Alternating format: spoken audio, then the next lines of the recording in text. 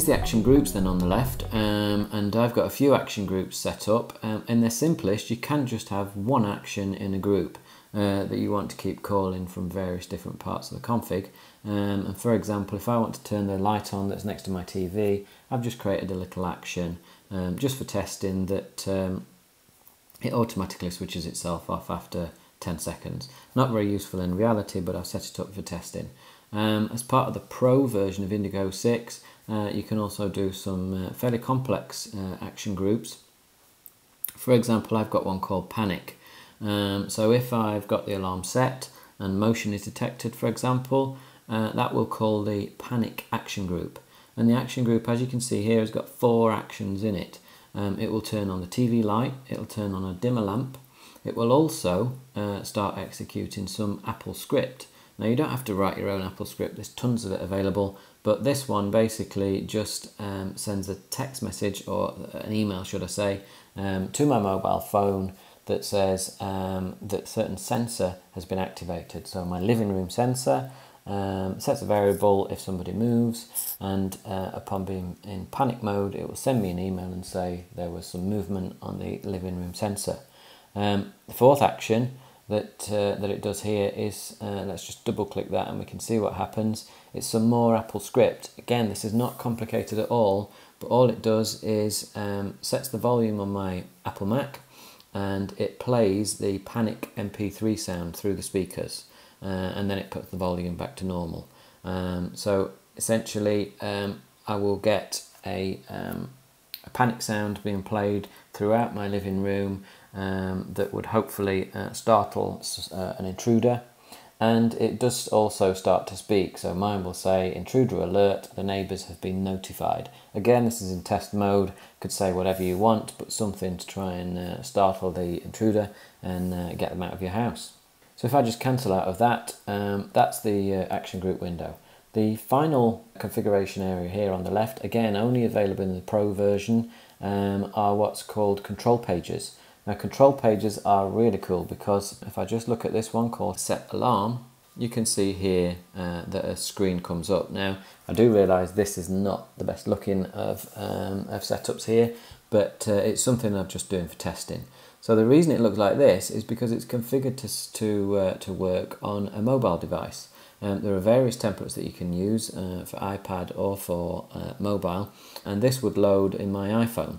So there's an app, a free app that's available for download from the iTunes store, and when you configure that, this enables you to then start using your home automation from your iPhone or your iPad. Okay, so just a quick rundown then of the other parts of the software. You can see here that you get a permanent indicator here of sunset and sunrise, and the current time, and some next scheduled information here for if you've got delays set. In terms of the menus, we'll just have a quick look up here. Server mode. Now, it sounds a bit complicated when you read about this, but it's not. I would just essentially get the thing installed in server mode. Mine just runs on one computer, but it does enable you, if you wanted to in future, to start running your interface from multiple Macs, and they go back to a central server that controls everything. Here's where you would change the preferences and check for updates as well. In the file menu, you can start using new databases or select existing databases, and they're just files, as you can see, that sit on your Mac. So mine is currently in my house using that database setup. Go back to the file menu, you can set up new devices from here as well. The edit menu, nothing special in there, just copy paste the usual things. In the view menu, that essentially just lets you view the same things that you're seeing down on the left here. The go menu, you can browse to specific devices to find specific control pages or whatever, and you can start going to the registration codes and trial modes and so on. There's also, you can go direct to the support forum. It's a great support forum, it's used by loads of people, and the developers are on it every day answering questions. In terms of interfaces, I've got Z-Wave configured. It's a Z-Wave stick plugged into my USB port. There's another video on that available. You can also configure X10, Insteon type devices. on these areas here. Mine aren't enabled because I've not got any hardware plugged in. For the Pro version of Indigo, you can set up virtual devices. I've got a couple of those set up, and you can also manage the interfaces from here. Finally, again with the Pro version, you can install plugins. So there's a variety of plugins pre-written, and you can also write your own. There's some that tell you to look at the weather so that you can set specific conditions for weather.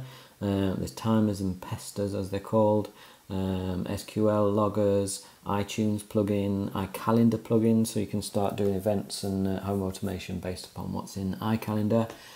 Growl, if you've got that installed on your Mac, you can send notifications to pop up on screen, or even now you can send them to your iPhone, so that you could set a Growl notification, or I think it's called Prowl, on your iPhone or iPad, so that if something happened at home and you wanted notification, it would pop up on your phone screen.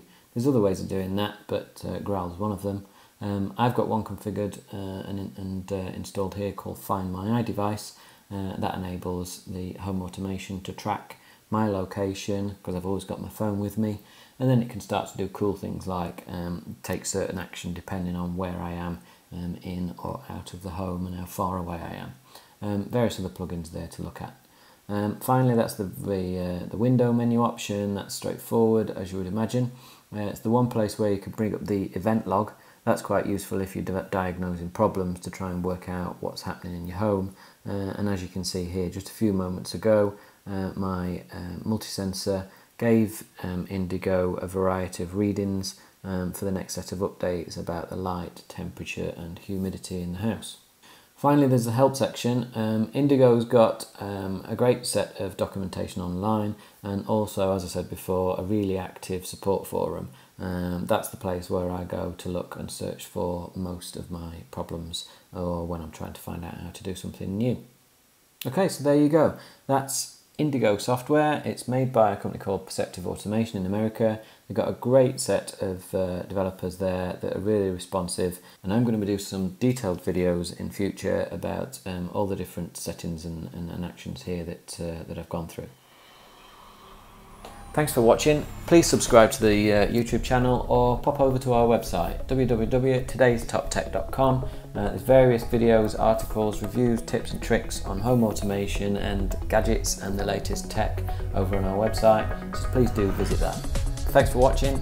Bye.